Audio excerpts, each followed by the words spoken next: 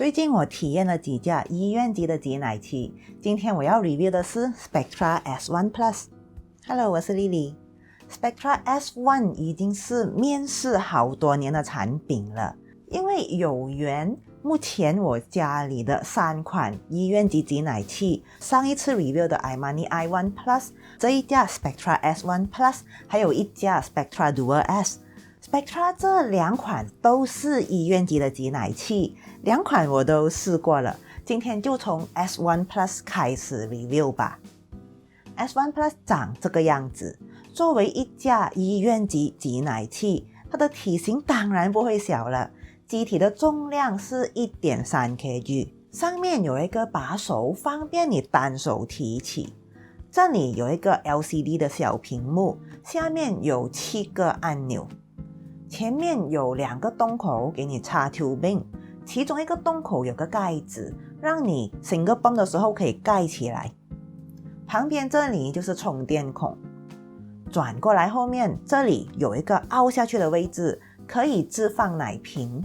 我本来有点懊恼，觉得只有一个洞，还有另外一个奶瓶要放哪里啊？但是后来想通了，其实这个是可以给你在 double pump 完后，想要给一边奶量比较少的乳房追奶，改去 single pump 的时候，没有用到的另外一边就可以放在这个洞。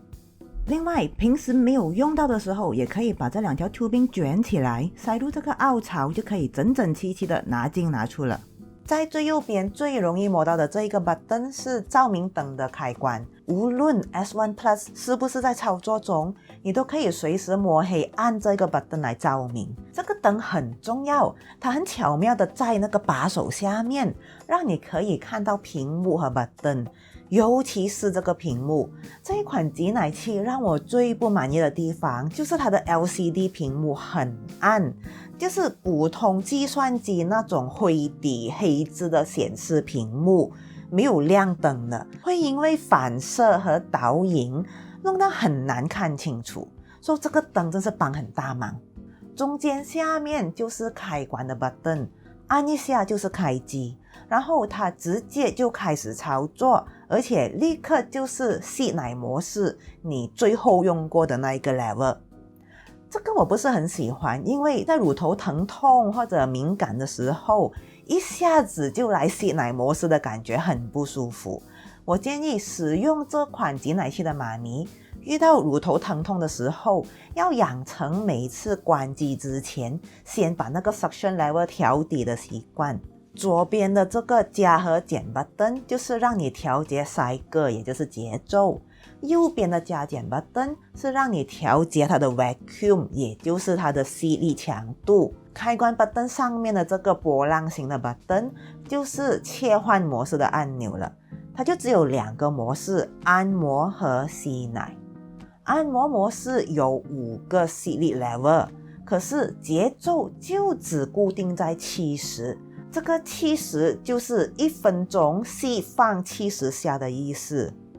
吸奶模式则有12个 level， 有5个不同的节奏。由此看来 S1 Plus 是有一定程度的吸力和节奏可调节性，但是只限于吸奶模式。按摩模式就只能调节速度，节奏是不能变的。它的吸力在头几个轻的 level 都很温柔，在中间的 level 开始，你就会越来越感受到它的吸力强而有力。S1 Plus 随着包装来的喇叭，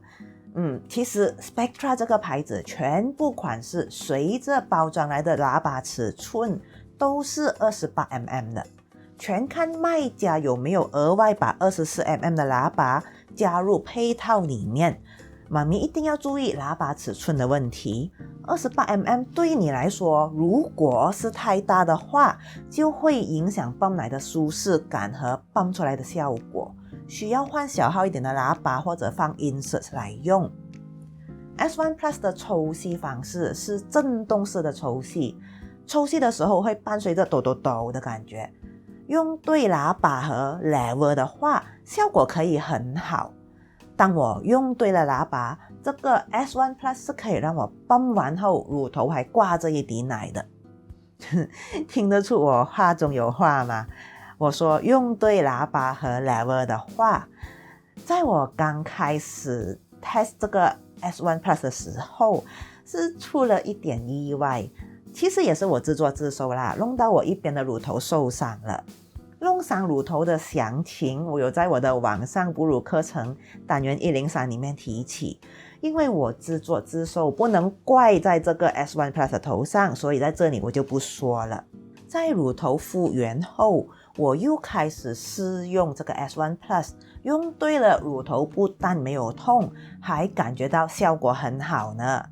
不过啦，每个人对挤奶器的吸力还有节奏的反应不一样，你用的话会不会有同感，就要试过才知道了。S1 Plus 虽然体型大，也是比较旧型号的挤奶器，可是它的操作并不会很大声，很多比它娇小玲珑的挤奶器操作声音会更吵。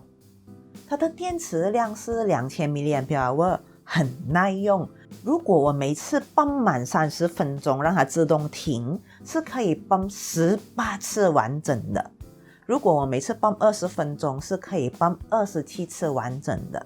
S1 Plus 作为一家医院级 Hospital Grade 的挤奶器，并没有让我失望。它的吸力强度和稳定性是一般用户级挤奶器所达不到的。操作安静，而且电池很耐用。我喜欢它的震动式抽吸，这是一个很有效刺激乳房，让乳房有奶阵反射的抽吸方法。再加上它有5个节奏让你选，你就可以体验到自己的乳房对快的吸放比较有反应，还是对慢的吸放比较有反应。这些都是可以提高你的泵奶效果，泵到比较多奶的。如果妈咪目前刚产后，请先不要买 S1 Plus 或者任何其他牌子的挤奶器来用。坐月子期间可以亲喂就多亲喂，尽量不要泵奶，可以减少很多哺乳难题。S1 Plus 的缺点就跟 Imani i1 Plus 的缺点一样，